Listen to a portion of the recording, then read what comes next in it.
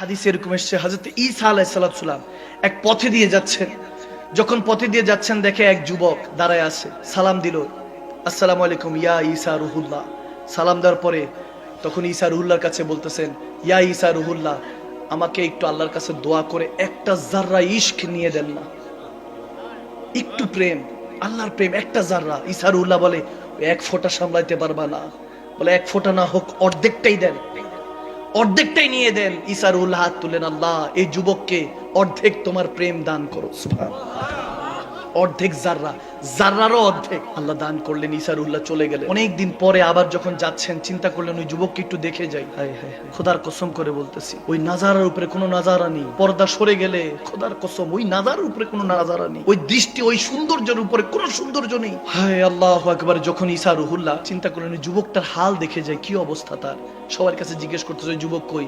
বলে সে তো এখন পাগল, বেগানা, মাস্তানা, দিওয়ানা, পাহাড়ের চটির মধ্যে দাঁড়িয়ে উপরের দিকে তাকিয়ে কি জানি বিড়বিড় করে বলতে থাকে। ঈসা রুহুল্লাহ কাছাকাছি গেলেন, সালাম দিলেন, যুবক কোনো উত্তর নেই। আবার বলেন, এই আমি ঈসা রুহুল্লাহ, কোনো উত্তর নেই। যুবক বিড়বিড় করে কি জানি আসমানের দিকে তাকিয়ে, কাগারে কাগারে মোরে ইতনিয়া রাস তুঝে চুন চুন খাইও মাস, ওরা জিয়ারে খাইও না তো নেয় না মরে পিয়া কি মিলান কি আস। হ্যাঁ, ইশক যতক্ষণ পর্যন্ত হচ্ছে না ততক্ষণ পর্যন্ত দুনিয়াদারি কত চমৎকার মনে হবে।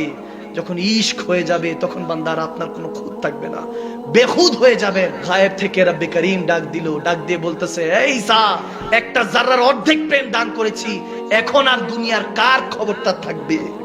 তার এখন আর কারো খবর নেই, সে এখন শুধু আমাকে দেখে, আমি তাকে দেখি। এখন আর সে আর কোনো কিছু চাওয়া নেই, তার চাওয়া আমি, আমি তার চাওয়া, সে আমাকে চায়, আমি তাকে চাই। এখন আর তার কোনো কিছু নেই, তার গুনাহ নেই, তার কোনো সওয়াব নেই, এখন শুধু সে আমার, আমি তার। এই কথা যখন গায়েব থেকে আওয়াজ আসতে শুরু করলো, ঈসা রুহুল্লাহ বলে উঠলেন।